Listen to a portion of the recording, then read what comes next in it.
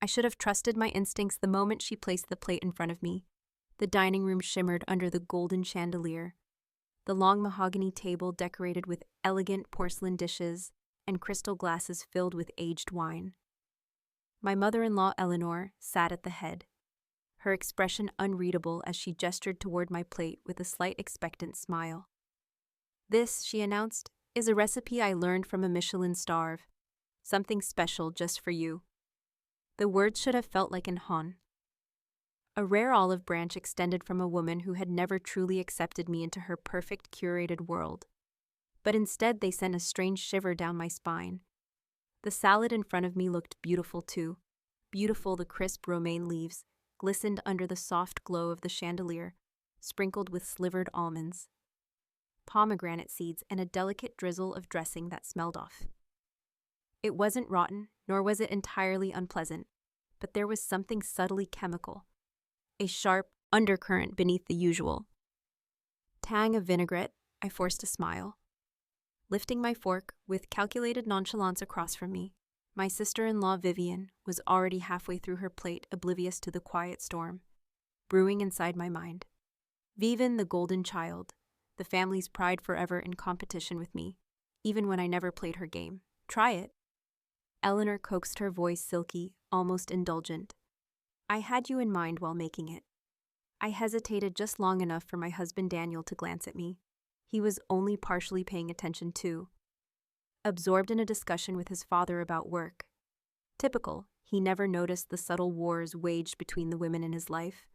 I twirled a fork full of salad, pretending to examine it as though admiring the effort. "Looks delicious," I murmured, bringing it closer to my lips, but never quite letting it touch. The scent intensified, my stomach twisted. I needed to think fast. Vivian, ever the show-off, had already finished her portion. She wiped her mouth delicately with a linen napkin, smiling smugly as if proving yet again how she could outshine me in every little thing. My gaze flicked to my plate, then to hers, and in that split second, an idea formed. I set my fork down deliberately, pretending to adjust my napkin as I shifted in my chair. I nudged my plate slightly forward, just enough for Vivian to take its place, when I moved my hand next. My fingers brushed against the cool porcelain, and with a subtle flick of my wrist, the plates exchanged positions under the cover of casual movement. Vivian barely noticed. She was too busy gloating over some recent work achievement, basking in our father and in-law's praise. My mother-in-law, however, noticed everything. I saw the way her eyes flickered just a fraction of a second too long on my plate. I met her gaze and smiled, mirroring her earlier expression of unreadable warmth. Then slowly, I lifted my fork again and took a bite of the salad Vivian had originally been served. Eleanor's expression shifted, just slightly before she regained her usual composure. But something had changed. He was watching too closely now. Vivian, on the other hand, had already picked up my former plate. Without hesitation, she stabbed a fork full of greens and shoved it into her mouth, too wrapped up in her own world to sense the underlying tension. And then I waited. The conversation carried on around us. The clinking of glasses, the occasional burst of laughter. Eleanor had resumed chatting with my father-in-law. Though I noticed she barely touched her food, she kept stealing glances at Vivian. Waiting. That's when I knew for sure it was subtle at first. Just a shift in Vivian's posture, a slight furrow in her brow. He took another bite, chewed, swallowed.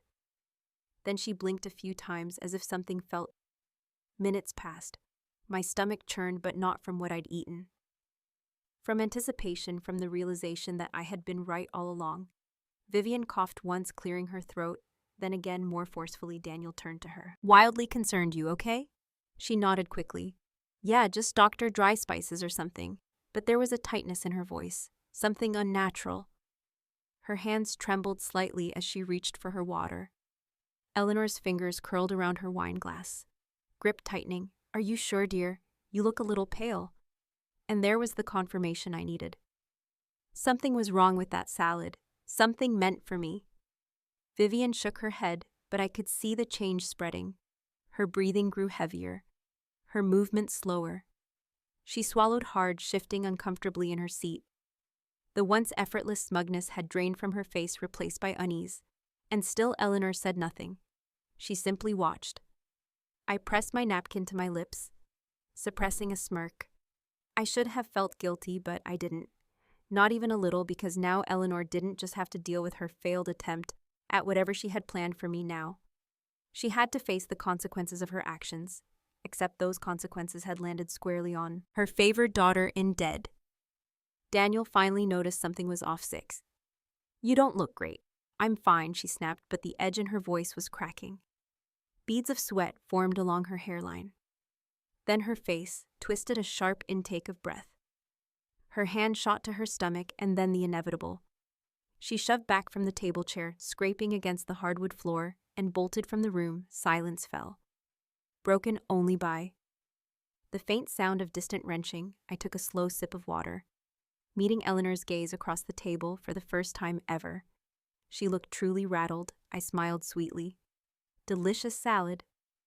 Really, you must share the recipe." Eleanor said nothing, but I could see it in her eyes. He knew, and I knew the game had changed.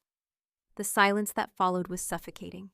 The once lively dining room filled with the clinking of cutlery and the soft hum of polite conversation now felt like the eye of a brewing storm.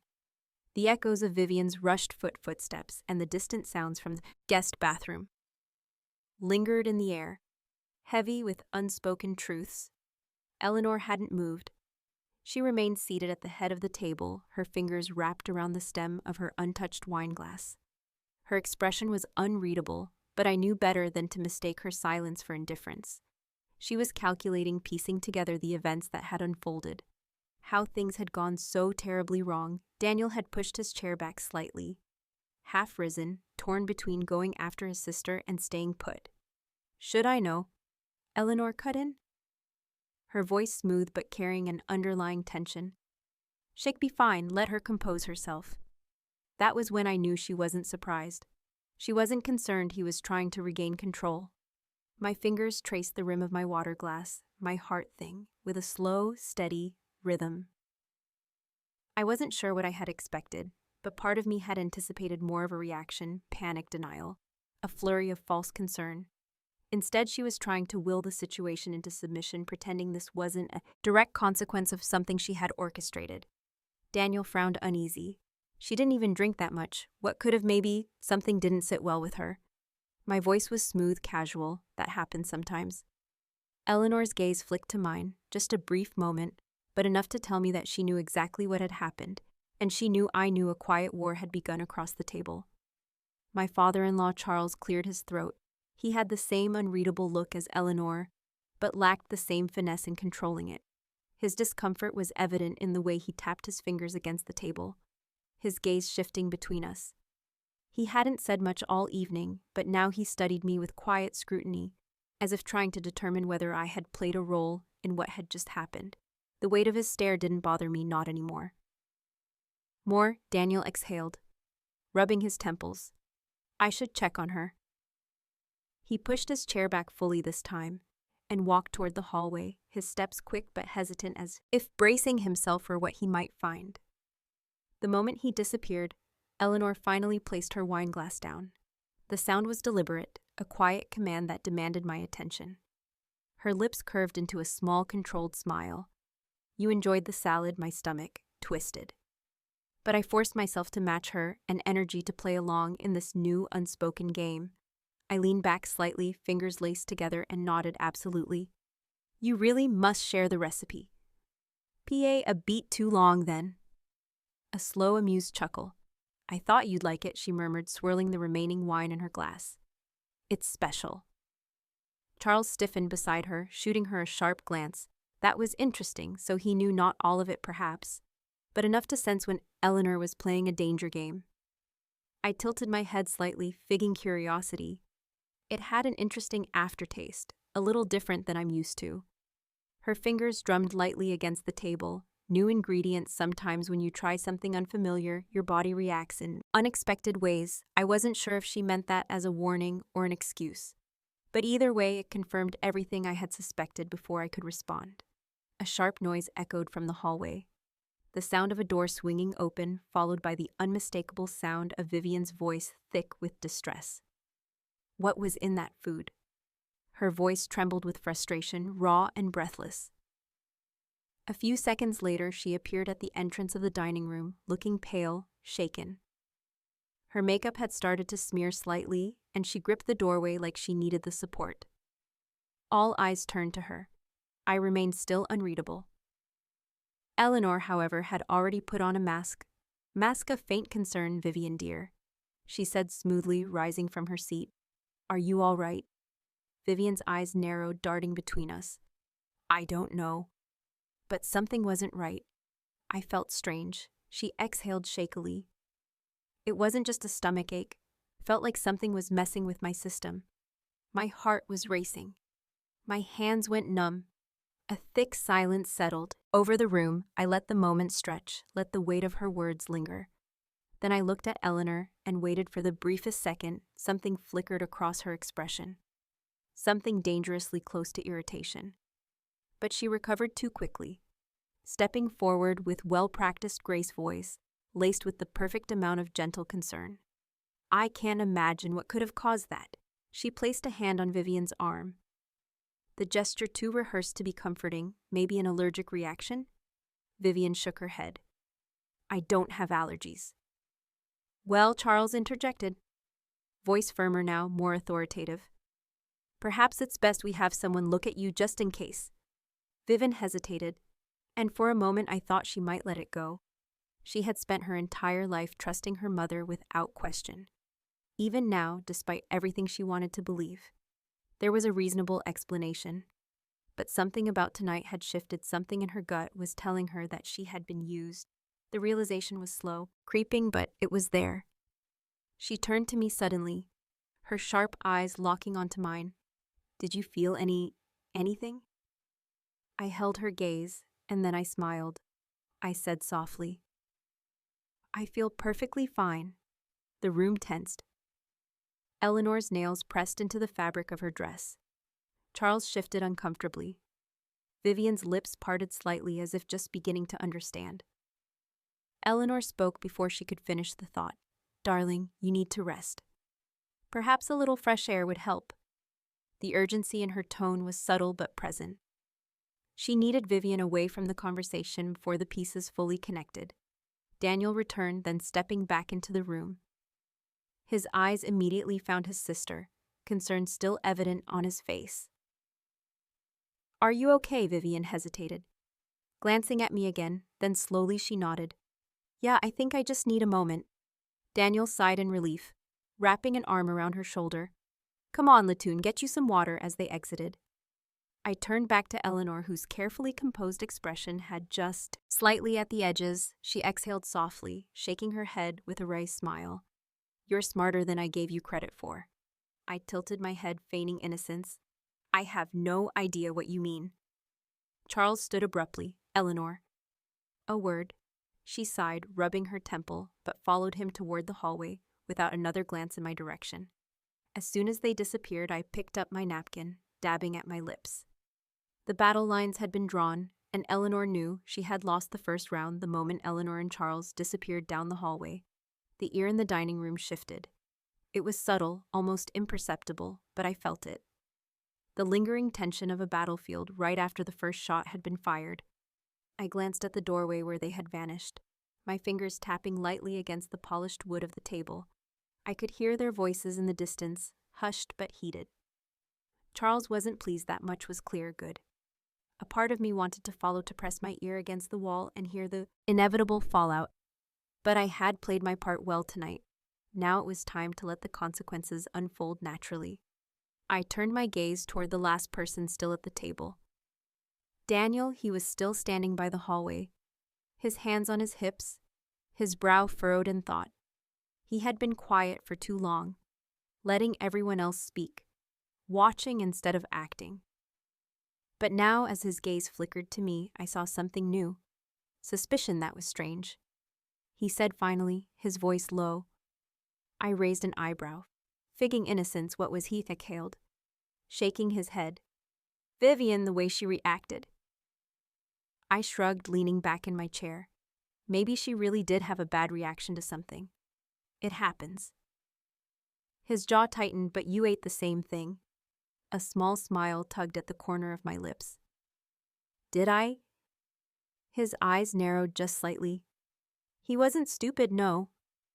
Daniel was many things passive, oblivious at times, but not stupid. The problem was he had spent his entire life trusting his mother, never questioning her motives, and now that blind trust was being tested in a way he wasn't ready for. I watched as he tried to make sense of it all as the pieces tried to click into place, but he hesitated, because if he admitted something was wrong, then he had to accept the possibility that his mother wasn't the person he had always believed her to be, and that was too much for him to process. So instead, he ran a hand through his hair. I should check on Viv. I nodded, watching as he walked away, disappearing down the same hallway where Eleanor and Charles had gone moments earlier. And just like that, I was alone for the first time that evening. I let my shoulders relax, my mask slipping just slightly. The adrenaline was still there, humming beneath my skin. But I had won this round still. I knew better than to celebrate too soon, because Eleanor wasn't the type to let a loss go unanswered. I reached for my glasses of water, taking a slow sip, when a movement at the edge of my vision caught my attention. A maid, quiet, unassuming, clearing the table. With practiced efficiency, she had been invisible all evening, blending into the background as Eleanor's household staff always did. But now, as she gathered the plates, I noticed something strange. She wasn't just clearing them, she was inspecting them. My breath stilled. She picked up the plate that had originally been meant for me, the one Vivian had eaten from, and examined it closely. Her eyes sharp, then as if sensing my gaze, she glanced up, meeting my eyes for the briefest second before quickly looking away, disting. I set my glass down, smoothing out my dress as I stood. I made my way toward her slowly, deliberately. She stiffened as I approached, keeping her head slightly lowered. Her movements just a little too cautious. When I stopped beside her, I spoke softly. Did you notice something? She hesitated, a pause so brief that most people wouldn't have caught it, but I did. Then, without looking up, she murmured, I only do as I'm told, ma'am. The response was safe, but it wasn't a denial. I studied her for a moment longer before giving her a small nod, of course. Then, without another word, I turned and left the dining room, heading toward the hallway, where the rest of the family had disappeared. I wasn't done playing this game yet. As I walked past the grand staircase, I could hear Eleanor's voice, sharp and clipped. Should have been careful. You're getting reckless, me. Charles sounded exasperated. You were the one who insisted on it tonight. What were you thinking? I was thinking, she hissed, that she needs to understand her place. I stopped just before the doorway, hidden from view, my pulse quickening. Charles sighed. And what place is that, Eleanor? She Daniel wife. Now you can't keep treating her like what she snapped, like an outsider, because that's what she is. My fingers curled into my palm. Charles hesitated. Eleanor, we agreed, she cut in. Her voice colder now. You agreed. I never did. I will not sit by and watch some girl come in and dismantle everything we built. Not after everything we sacrificed. Silence. Then Charles spoke lower this time. You need to be careful, Sheik. Not as naive as you think. Eleanor scoffed. She's predictable, she's emotional, she'll slip up sooner or later. I smiled. Eleanor, you have no idea. I took a step forward, deliberately making my presence known. This time, the moment I turned the corner, Eleanor's expression shifted instantly, morphing into something neutral almost. Pleasant, dear, she said smoothly. I was just about to come find you. I smiled back, tilting my head slightly. Oh, something you wanted to discuss. She studied me for a moment, then let out a soft chuckle. You're sharper than I gave you credit for. I took a step closer, and you're more predictable than I thought. Her smile twitched. Charles glanced between us, looking exhausted enough. Whatever this is, it ends tonight. Eleanor didn't look at him. She was too busy watching me, now her gaze calculating. You think you've won something, she murmured, but this isn't over. I met her gaze without flinching, I know, and that was the truth, because for all the satisfaction I had gained tonight, I knew one thing for certain. Eleanor wasn't done playing, and neither was I. Eleanor's words echoed in my mind, long after I left the hallway. This isn't over. I knew she meant it, This wasn't just a petty grudge anymore. It was a silent war, one that would be fought with whispers, careful manipulation, and quiet schemes. The kind of battle where moves weren't made in the open, but in the shadows, where the real damage came from what was unseen. I had expected resistance from her since the moment I married Daniel, but I had underestimated just how deeply rooted her need for control was. Tonight had proven that she wasn't just passive-aggressive, she was willing to cross lines to test boundaries, and that meant I had to be smarter, sharper. When I stepped back into the dining room, the table had already been cleared, the once grand setting now an empty reminder of the battle fought over dinner. The maid from earlier was still there, wiping down the polished surface, her movements careful, precise. I approached her, lowering my voice just enough so that it wouldn't carry. You noticed something earlier. She hesitated, fingers tightening around the cloth she held. Her eyes flickered toward the doorway where Eleanor had vanished. Then back to me. I shouldn't speak on things that aren't my place, ma'am. I gave her a small smile, one that wasn't demanding but understanding. I think we both know that's not entirely true. She glanced around once more before exhaling softly. The plate my chest tightened. What about it? She hesitated, then sighed. It was prepared separately. Different from the others, the dressing smelled stronger. Her voice dropped lower, and she watched you too closely when you took your first bite. I already knew this, but hearing it confirmed from an outside perspective made it more real, more dangerous. Have you seen her do this before? I asked. She shook her head. Not exactly. But there have been instances, people getting sick after meals usually, those she disapproves of. He swallowed hard. No one ever says anything. It's always written off as coincidence, right? That was exactly what she had wanted tonight, to be an unfortunate accident, a simple case of bad food. But now she had lost control of the narrative because, instead of me being the one affected, it was her own daughter. I gave the maid a grateful nod. Thank you for telling me. She hesitated once more before stepping closer, lowering her voice to just above a whisper. Be careful, ma'am. She doesn't like to lose, neither do I. I turned to leave, but just as I reached the doorway, I heard a familiar voice behind me. You always were good at making friends. I didn't flinch, but I did pause just long enough to let the tension settle before turning. Vivian stood in the doorway. Arms crossed, her expression unreadable. She looked better now. Less shaken, more composed. But there was still a sharpness in her eyes. Something that hadn't been there before. Feeling better? I asked lightly. She tilted her head. Slightly funny thing about that. She took a slow step forward. I spent the last 30 minutes thinking about what happened, and the more I thought about it, the less sense it made. I said nothing, waiting. She exhaled, shaking her head. I was fine before dinner, no signs of anything. And then suddenly, halfway through my plate, my body started reacting as if I had eaten something I shouldn't have. I let my ex remain neutral. That does sound strange. Her lips pressed together. It does. Then she narrowed her eyes, especially since you were the one who was supposed to have that plate. I smiled, slow and knowing, and yet here we are. Her jaw tightened. Did you know? I tilted my head slightly. What do you think? She let out a sharp exhale, dragging a hand through her hair. I don't know what to think. Her voice wasn't just frustrated now. It was uncertain because, for the first time in her life, she was forced to question something she had never doubted before. Her mother, Vivian, had spent years believing she was Eleanor's favorite, the golden child. Untouchable, but now that image was cracking, and she was trying to piece together the truth, and I could use that. I stepped closer, keeping my voice soft.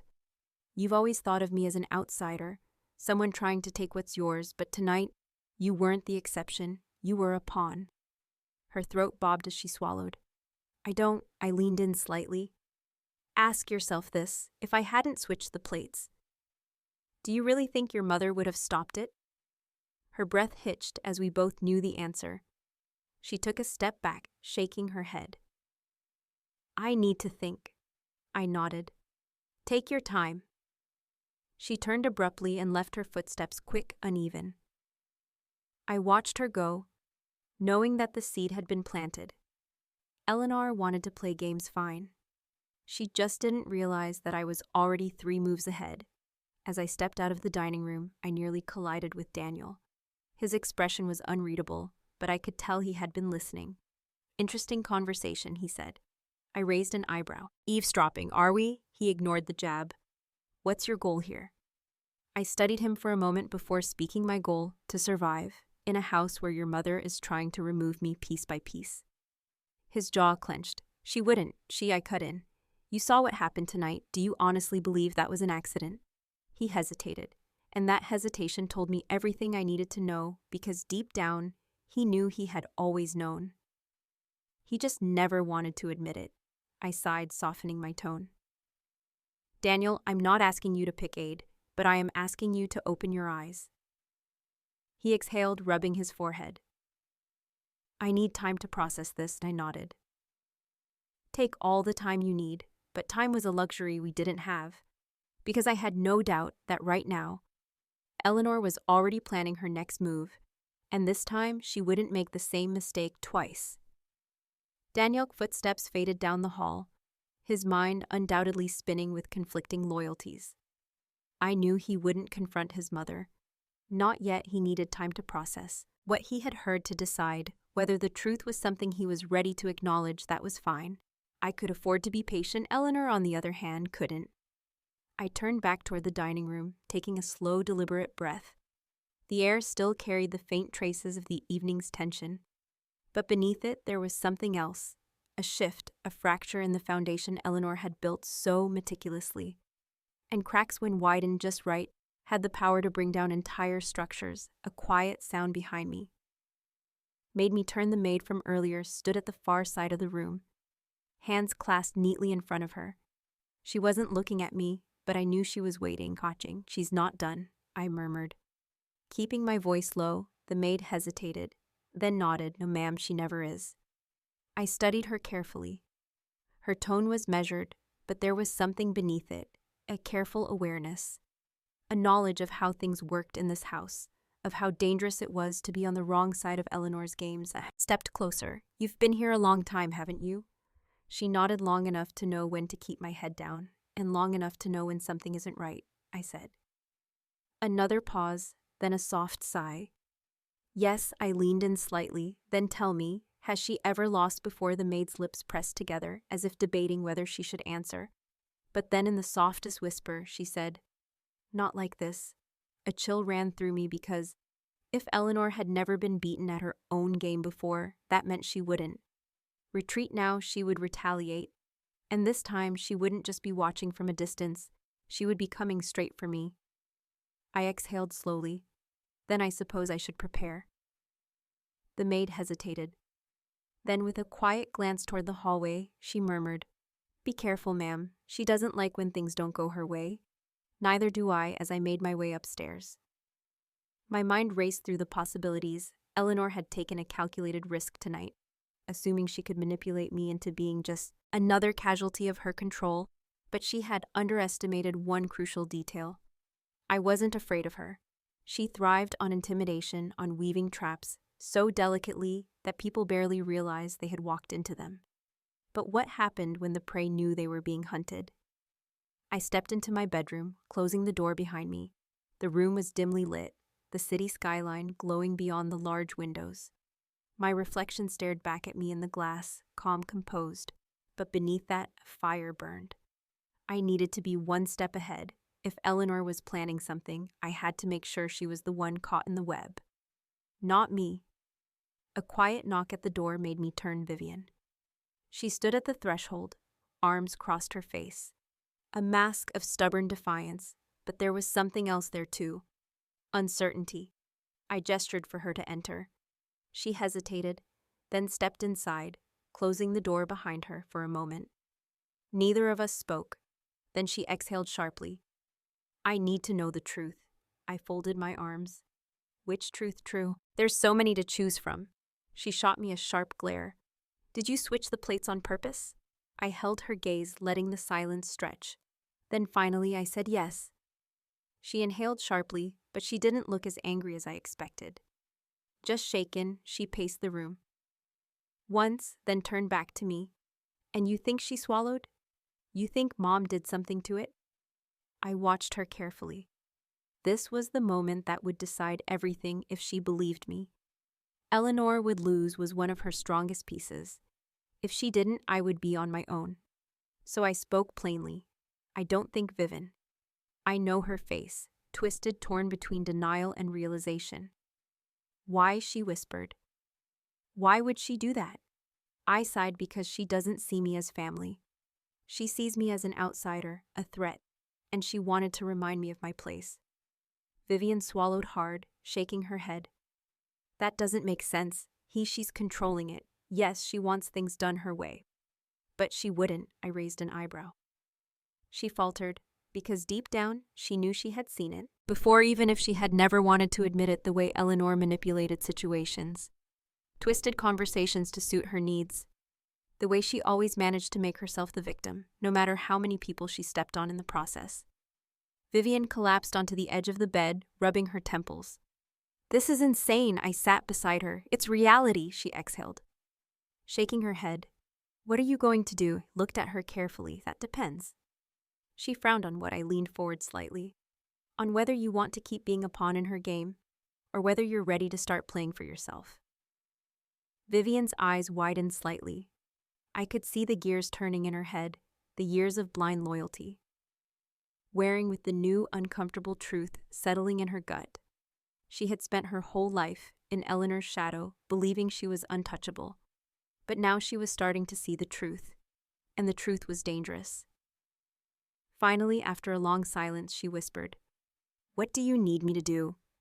A slow smile spread across my lips, because now the real game was about to begin. I stood walking toward the window, staring out at the city below. The lights flickered in the distance, countless stories playing out behind closed doors. But in this house, in this moment, only one story mattered. Eleanor had set the first trap. But now it was my turn to lay one of my own. And this time I wasn't going to miss Vivian's words. Lingered in the air, a quiet but powerful declaration. What do you need me to do? It was the moment I had been waiting for. The moment Eleanor's perfect kingdom began to crack from the inside. She had spent years molding her daughter into a mirror of herself. Composed, obedient, untouchable, but now for the first time, Vivian was looking beyond the carefully constructed reality she had always known. I turned to face her, watching as she toyed with the hem of her sleeve, her nails tapping rhythmically against the fabric. She was nervous, unsettled, and that was good. Fear made people careful, but doubt made them dangerous. You don't have to do anything, I said. My voice calm. Not yet, she frowned. Then why ask? Because I needed to know if you were ready. Her lips parted as if to protest, but then she hesitated. Finally, she exhaled, her shoulders dropping slightly. And what if I am? A slow, knowing smile spread across my face. Then watch, I murmured. And wait, Vivian's hesitation was still there, but the seed had been planted, and that was all I needed that night. As I lay in bed beside Daniel, I couldn't sleep. His breathing was steady, his arm draped loosely over my waist, but his body was tense, even in sleep. I knew his mind was still. Tangled in the events of the evening, in the slow realization that his mother was not the woman he had always believed her to be. I stared at the ceiling, my thoughts racing. Eleanor was planning her next move. Of that, I had no doubt. She had underestimated me once, and that was her mistake. But she wouldn't make the same error twice. No, this time she would come for me directly, and I needed to be ready. The morning came too quickly. The sunlight filtered through the curtains in the soft golden rays, casting patterns on the bedroom walls. I could hear the faint sounds of the house waking up. Distant footsteps. Quiet voices, the hum of activity in the kitchen. Daniel stirred beside me, letting out a low sigh when his eyes blinked open. They were still clouded with sleep, but the moment he saw me watching him, awareness settled in. You're thinking too much, he murmured. I arched an eyebrow. Am I? He exhaled, rubbing a hand over his face. You're plotting, I smirked. And you're only realizing this now. He groaned, rolling onto his back. I don't know how we got here. I did. We got here because his mother had underestimated the wrong person. I sat up, stretching my arms before glancing down at him. Are you going to talk to her? Daniel let out another sigh, staring at the ceiling. I don't know what to say. Start with the truth. His jaw tightened. The truth isn't that simple. I shook my head. It is you just don't want to. Just see it. A muscle in his jaw twitched, but he didn't argue. Because deep down he knew I was right. Breakfast was tense. The dining table was set as elaborately as ever, but the ear was thick with unspoken words. Eleanor sat at the head of the table, her expression carefully neutral. But I could see the sharpness in her eyes. He was watching, calculating. Vivian sat across from me, her fork idly poking at her food. She hadn't spoken much since entering the room, and that in itself was unusual. Nor normally she would have filled the space with empty conversation, casual boasts about her latest achievements. But today she was quiet. Observing good Daniel sat beside me, stiff and uncomfortable, his fingers wrapped around his coffee cup like it was the only thing grounding him. Charles, as always, remained silent, reading the morning paper as if he wasn't aware of the tension thickening around us. It was Eleanor who finally broke the silence. I trust everyone slept well. Her tone was smooth, casual, but the way her gaze lingered on me said everything. I smiled like a dream, she hummed, taking a delicate sip of her tea. Good, we have a long day ahead. The statement was pointed a warning. I didn't react. Instead, I leaned forward slightly, my gaze steady. Vivian, how are you feeling? Eleanor's hand froze mid-motion just for a fraction of a second. But I caught it. Vivian blinked, glancing at me better. She said cautiously. I nodded. I was thinking about last night, about how strange it was. Eleanor set her teacup down gently. Strange? I tilted my head. Yes, it's just odd, isn't it, how perfectly fine she was before dinner? And then suddenly I trailed off, letting the words hang. Vivian shifted uncomfortably. Daniel glanced between us, tense. Charles finally lowered his newspaper, watching with quiet interest. Eleanor, to her credit, didn't flinch. Sometimes the body reacts unexpectedly to certain foods, she said smoothly. I nodded. That's true. Though it is strange that only one plate seemed to cause an issue, the tension thickened. The tension? Vivian swallowed. It was the salad. Eleanor turned to her, smiling faintly. Are you sure, dear? Vivian hesitated. Then slowly she nodded. Yes. Eleanor's smile remained, but her eyes darkened just slightly. Perhaps you have an undiscovered sense, positivity. I exhaled a soft laugh, shaking my head. Or maybe it wasn't an accident at all. The air stilled. Daniel tensed beside me. Charles frowned, Vivian's breath hitched, and for the first time, Eleanor's carefully constructed mask slipped just for a moment, just long enough for me to see what lay beneath. Cold calculation. She wasn't afraid, she wasn't guilty. He was just waiting to see how far I would go. I leaned back in my chair, smiling sweetly. But of course that would be ridiculous, wouldn't it? After all, we're family. Eleanor's lips curled into something that wasn't quite a smile. Yes, she murmured. We are. The game had changed and the next move was mine. Eleanor's gaze lingered on me, her smile frozen, artificial. The breakfast table remained eerily quiet, a thick with an unspoken challenge. Everyone had heard my words, and everyone knew they weren't just empty speculation.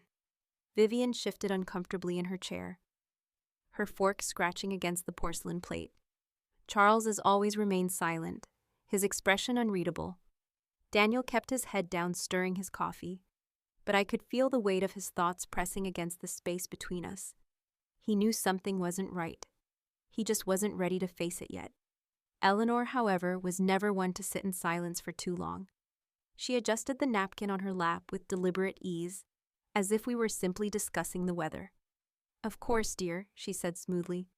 Family is everything. That's why I always make sure we look after each other. The words were coated in honey, but I tasted the bitterness beneath them, a warning, a promise that she wasn't done yet. I tilted my head, meeting her gaze with feigned innocence. That's what I love about this family, the way we always take care of things. Eleanor's fingers curled just slightly around the edge of her teacup. The game had shifted and I wasn't about to back down. Vivian, however, was unraveling. I could see it in the way she kept glancing at Eleanor, her usual confidence crumbling under the weight of her newfound doubt last night. She had asked me what I needed her to do today. She was starting to realize that the real question wasn't about what I needed. It was about what she was willing to see, because the truth was staring her right in the face, and for the first time in her life, she wasn't looking away. Eleanor must have sensed it too. She set her cup down carefully, then turned to Vivian with a concerned expression. "Darling, you're awfully quiet this morning. Are you sure you're feeling better?" It was a test, a subtle push to see whether Vivian was still under her control. I held my breath, waiting. Vivian blinked, hesitated. Then slowly she straightened her shoulders. She exhaled, her fingers tightening around her fork. "I don't know." Eleanor's smile didn't falter, but something in her eyes darkened. "You don't know," Vivian swallowed hard, "about last night, about everything." A thick silence followed, the kind that made time feel heavy, stretched too thin. Then Eleanor did something I didn't expect. She laughed. It was soft, effortless, but forced a carefully curated sound designed to make Vivian feel ridiculous for even considering doubt. "Oh, sweetheart," she said lightly. "You're overthinking. It was just a bad reaction to something in the food. It happens." Vivian hesitated. I saw the internal battle play out in real time, the part of her that had always trusted her mother, wearing with the new creeping suspicion that maybe, just maybe, that trust had been misplaced. I needed to act. I leaned forward slightly, keeping my voice gentle. "Vivian, do you really believe that?" Eleanor's gaze snapped to me, sharp as glass. Vivian looked down at her plate. "I don't know what to believe anymore," and there was the first domino. Eleanor's fingers twitched just barely, but I saw it. She wasn't used to losing control of the narrative. She turned back to Vivian, her voice of perfect balance of warmth and authority. "Sweetheart, you're exhausted. You've been under a lot of stress lately. Maybe that's why you're feeling so unsure. It was a carefully laid trap. Make Vivian doubt herself. Make her believe that her thoughts weren't her own, that she was simply overwhelmed, not seeing things clearly. But this time, it didn't work." Vivian hailed, shaking her head. "No, that's not it." Eleanor's mask cracked. "Not fully, not enough for anyone else to notice, but I did." She wasn't just losing control, she was losing her. Charles finally set his newspaper down, clearing his throat. "Perhaps we should move on from this topic." It wasn't a suggestion, it was a command, and just like that, the tension shifted again. Eleanor nodded, regaining her composure, and Daniel exhaled in quiet relief. The conversation turned forced into safer waters. But the damage had already been done because Vivian wasn't the same as she had been yesterday, and Eleanor knew it. The rest of breakfast passed in a blur, but my mind never stopped working. I needed to keep this momentum. I needed to make sure that Vivian didn't retreat back into the safety of denial. So after the table was cleared and the family scattered for the day, I followed her. She was outside in the garden, sitting on the stone bench near the fountain, staring at the water with a distant expression.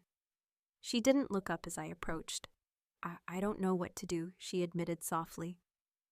I sat beside her, letting the quiet settle. "You don't have to do anything yet." She shook her head. "That's the problem. I've spent my whole life not doing anything, just accepting things as they were." I watched her carefully, and now she let out a breath, her hands clasped together. "How?"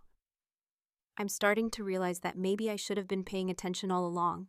I smiled, slow and knowing it's never too late. Vivian turned to me, then her expression guarded but determined. "You're not scared of her, are you?" I met her gaze without hesitation. "No." She studied me for a moment, then nodded.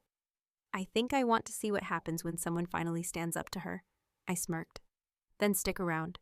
Eleanor had spent years keeping this family in check, making sure no one strayed too far from her control. But now the sea tracks were forming and the first domino had already fallen. It was only a matter of time before the rest followed. Vivian sat beside me, staring at the water in the fountain, lost in thoughts she had never allowed herself to have. Before the weight of realization was sinking into her, and I could see the way her hands trembled slightly as she processed everything she had been raised to believe in. Eleanor's perfection, molded to reflect her mother's values, taught to admire the control. Eleanor wielded so effortlessly. But now that foundation was crumbling beneath her feet, she turned to me suddenly, her voice quiet but firm. "She won't let this go." I nodded, already knowing the truth in her words. Oh, she won't. Eleanor didn't believe in losing. If she sensed even the smallest crack in her carefully built empire, she would do whatever it took to seal it shut before it widened. And right now that crack was Vivian.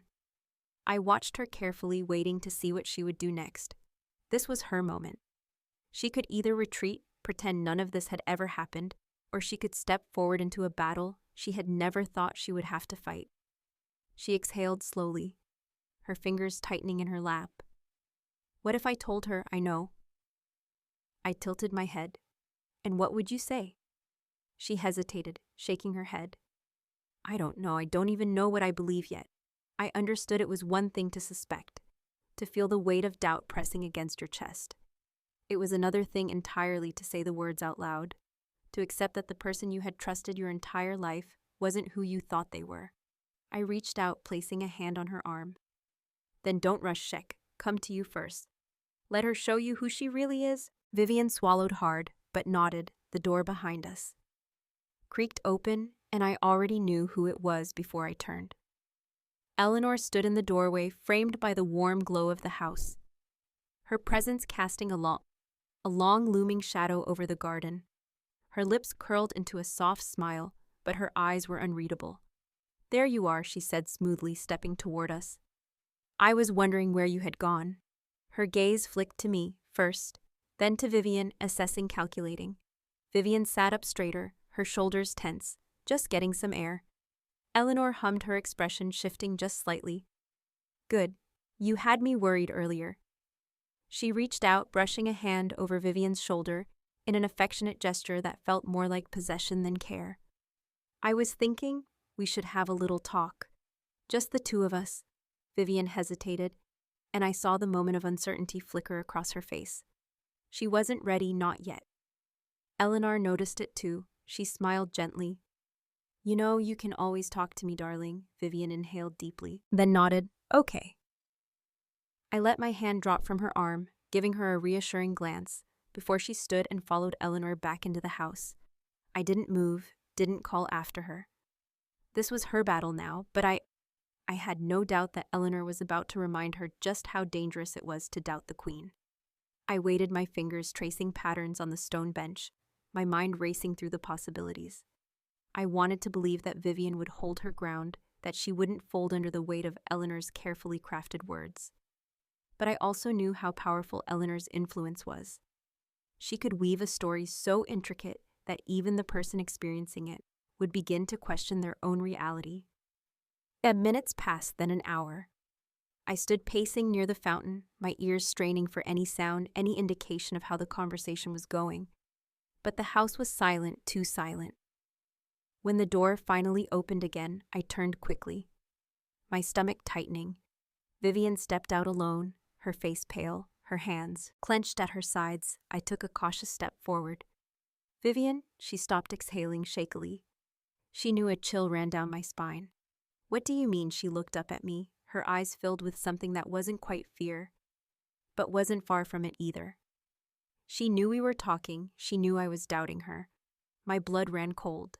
Of course she knew Eleanor was always listening, always watching. There was no such thing as privacy in this house. No conversation that went unheard. She had been waiting for, given to slip to show the first sign of weakness. And now she had. I took another step closer. What did she say? Vivian let out a humorless laugh, that I was being manipulated, that you were the one trying to turn me against her, that you've been planning this from the moment you married Daniel. I clenched my jaw, my heart hammering against my ribs. And do you believe her? She hesitated, the silence stretched too long, then finally she shook her head. Oh. But she almost convinced me. That was the terrifying part. Eleanor didn't need the truth to be on her side. She just needed enough doubt to take root. Because once it did, she could twist it, reshape it into something that fit her narrative. I swallowed hard. What else did she say? Vivian hesitated again, then sighed. That I need to be careful who I trust.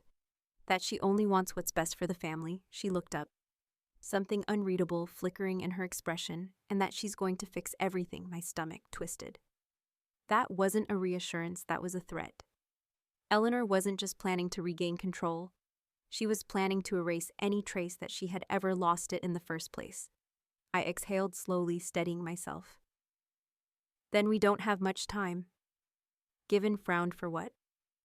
I met her gaze, my voice firm, to make sure she's the one who falls first.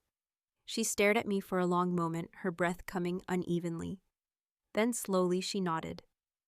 The crack in Eleanor's crown had deepened, and now all it would take was one final push to bring her empire crumbling down. Vivian's nod solidified something between us, a silent PCT, a mutual understanding that we were no longer just reacting to Eleanor's control.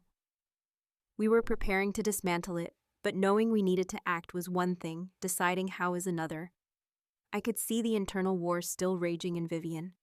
Her entire life had been shaped by Eleanor's hands sculpted into the perfect daughter, the loyal pawn. And now she was being asked to betray the woman who had built her. It wasn't an easy thing to undo, even when the truth was staring her in the face. I kept my voice steady, careful. If she's planning to fix things, that means she already has something in motion. Vivian exhaled sharply. She does, I stiffened. What is it? She hesitated, rubbing her arms like she was cold. She going to get rid of you? The words settled in the air like a drop of ink in water. Dark and spreading, I had expected as much. But hearing it confirmed sent an electric current of adrenaline through me. I took a slow breath. How Vivian shook her head. Don't know the details, but she was calm when she said it, too calm, like she's already set the pieces in place. That was what made Eleanor dangerous. She never acted impulsively. Every move was calculated, every detail, ironed out long before anyone else even realized a game was being played. And if she had reached the stage where she was openly telling Vivian about her plans, it meant she was close to executing them. I swallowed the unease rising in my throat and forced a small, sharp smile. Then we'll just have to act first. Vivian's expression flickered with uncertainty. How she controls everything. I tilted my head. No, she doesn't, her brow furrowed. She controls what people see. I clarified. But people like her, they always have secrets. And secrets have a way of unraveling when you pull the right thread. Vivian's lips parted slightly as realization yawned. We weren't going to fight Eleanor. Head on. That would be playing into her hands. We were going to let her undo herself. I stepped closer, lowering my voice. I need to know everything, every little thing she's ever done to keep her grip on this family. Vivian hesitated, biting her lip. That could take days. I gave her a pointed look. We don't have days. Her throat bobbed as she swallowed, then nodded for the next hour. We sat in the garden piecing together Eleanor Webb. It was more intricate than I had expected. Everything she did was strategic. Who she invited into the family, who she kept at a distance, the lies she told to keep control. She had manipulated not just Vivian, but Daniel, Charles, even the staff, ensuring that no one questioned her. Authority, but then Vixen hesitated, her fingers gripping the edge of the bench. There's one thing, but I don't know if it's true. I leaned in slightly. What is it? She looked around like she was afraid the house itself might hear Dad. She whispered. I frowned. What about him?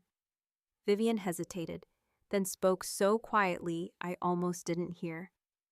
I think she has something on him. Something that keeps him from standing up to her. Pulse quickened. Charles had always been the quiet one, the passive observer. I had assumed it was just his nature. But what if it wasn't? What if Eleanor was holding something over him? Something that ensured his silence. I exhaled slowly. If that's true, then that's our threat. Vivian looked at me, uncertainty still lingering, and if it's not, I smiled faintly. Then we find another one. Eleanor thought she was untouchable, but every fortress had a weakness, and I was going to find hers that night. I waited. Dinner had been uneventful. Eleanor was back to playing the gracious matriarch, pretending nothing was wrong, but I could see the tension in her shoulders. The way she glanced at me just a second too long, she was waiting for something, though. Was I? When the house finally quieted, I slipped out of bed and moved toward the hallway. I needed to talk to Charles alone. I found him in his study nursing a glass of whiskey, his eyes distant as he stared at the fireplace. He didn't look up when I stepped inside, but I knew he had heard me, You should be careful sneaking around at night, he murmured. This house has too many ghosts. I closed the door behind me. Then maybe it's time to let some of them out that got his attention. He turned his gaze sharp. What do you want? I stepped forward. The truth? His lips twitched in amusement, but it didn't reach his eyes. That's a dangerous thing to go looking for in this house. I didn't waver. What does she have on you? His jaw tightened. Nothing, I tilted my head, lying to me. Doesn't help either of us. A flicker of something passed through his expression, then he exhaled, swirling the whiskey in his glass. She knows things, he said finally. Things I can't afford to let out. I stepped closer. Like what? He hesitated, then met my gaze. Enough to destroy everything. A chill ran down my spine. Eleanor wasn't just controlling him, she was blackmailing him. I swallowed. Why haven't you fought back? He let out a humorless laugh. Because fighting Eleanor is like trying to fight the tide. No matter how strong you think you are, she always finds a way to pull you under. I studied him for a long moment. He wasn't just defeated, he was resigned. Eleanor had broken him so completely that he no longer believed escape was possible. But I wasn't him. I stepped forward, lowering my voice. What if I told you she's already slipping? Charles's eyes narrowed. What if I told you? I continued, that for the first time she's losing control. His fingers tightened around his glass. Then I'd say you don't know her as well as you think you do. I smiled faintly. Or maybe you don't. A muscle in his jaw twitched, but he didn't respond. I leaned in slightly. You may not be willing to fight her, but I am. And whether you believe it or not, her time is running out. Charles studied me for a long moment, then finally he sighed. She has records, he muttered, files on everyone. My pulse quickened where he hesitated, then murmured the safe in her office. Fingal, I stepped back. Thank you. He shook his head down the rest of his whiskey. You're playing a dangerous game. I smiled. So is she then. Without another word, I turned and left, because now I had exactly what I needed to bring Eleanor down. The moment I stepped out of Charles's study, the weight of what I had learned settled on me like a storm cloud. Ready to burst, Eleanor had records, files on everyone's secrets she had hoarded like a dragon. Guarding treasure, each one a thread in the web. She used to control this family, and now for the first time, I knew where to find them. I moved swiftly down the dimly lit hole. My pulse steady despite the rush of adrenaline flooding my veins. The house was eerily quiet, the heavy silence stretching between its grand walls. But I knew better than to believe I was truly alone. Aylar was always watching, always listening, but tonight she had no idea that I was coming for her first. Vivian was waiting for me in my bedroom, perched on the edge of a chair near the window. She looked up the moment I entered, her expression tight with tension. I shut the door. Behind me, and exhaled. She has a safe in her office. Vivian stiffened, her eyes widening just slightly with the records. I nodded. If we can get inside, we'll have everything we need. To bring her down for a moment. Neither of us spoke. The magnitude of what we were about to do hung between us, heavy and unspoken. If we did this, there was no turning back. We weren't just resisting Eleanor's control. We were shattering it completely. Vivian swallowed hard. She never forgive us. I met her gaze steadily. She was never going to forgive us, Vivian. Not after last night. She exhaled sharply, then nodded. So how do we do this? I glanced at the clock. Eleanor would be in her bedroom by now, likely planning whatever retaliation she had in store. If we were careful, we had time, but not much. We go now, I said before she realizes we've moved first. Vivian hesitated for only a second before standing. Okay, we slipped out into the hallway, our steps silent against the polished floors. Every shadow felt like it carried eyes, but I forced myself to stay focused. Eleanor's office was at the end of the east wing, past the main staircase, and through a set of grand double doors. I had been inside before, but never alone, never with the intention of picking apart the life she had built. When we reached the doors, I hesitated, pressing my ear against the wood silence. I glanced at Vivian, watched the hall. She nodded, positioning herself slightly away from the door, eyes scanning for any movement. I took a slow breath, then turned the handle. It opened easily. Of course it did. Eleanor didn't believe she could be challenged. The office was just as I remembered. Elegant, pristine, and meticulously arranged. A massive mahogany desk sat in the center, a wall of bookshelves behind it, a painting of Eleanor herself poised and regal hung above the fireplace, but my eyes went straight to the corner of the room. It was sleek, built into the wall, hidden behind a decorative panel, but I moved quickly, kneeling in front of it. "Vivian," I whispered. "Come here." She slipped inside, closing the door behind her. "Do you know the combination?" I gritted my teeth. "No, but I have a guess." Eleanor was predictable in her vanity. Everything she did was about control and legacy. If I had to bet, the combination would be tied to something personal, something important to her. I tried her wedding anniversary first. Nothing. Her birthday. Nothing. I exhaled sharply, thinking then. My gaze flicked to the painting above the fireplace. Her mother. I punched in the birth year of Eleanor's mother. The safe clicked open. Vivian let out a quiet breath of shock. "You're kidding," I smirked. "Even Eleanor has weaknesses inside." There were neatly stacked folders, each labeled with names. I recognized people in the family, business associates, even former friends. She had dirt on everyone, but one file in particular caught my eye. FS, I pulled it out, flipping it open, and what I saw made my stomach drop. Bank records, offshore accounts, evidence of financial manipulation dating back decades. Charles wasn't just complicit in Eleanor's control. He was trapped in it if this information got out. His career, his reputation, everything would be ruined. Vivian peered over my shoulder, her breath hitching. She'd been holding this over him for years. I nodded grimly. And I bet he's not the only one. We rifled through, more files, scanning pages as quickly as we could. She had covered every angle, every potential threat to her reign. But then I found something even more damning, a contract one with Daniel. Name on it. Vivian frowned. "What is that?" I scanned the document. My stomach twisting. "She's been planning to cut me out legally." Vivian's eyes widened. "You mean she's setting it up so that if Daniel ever sides with me, he loses everything?" Vivian took a sharp step back. "She's insane," I smiled bitterly. "No, she's just terrified."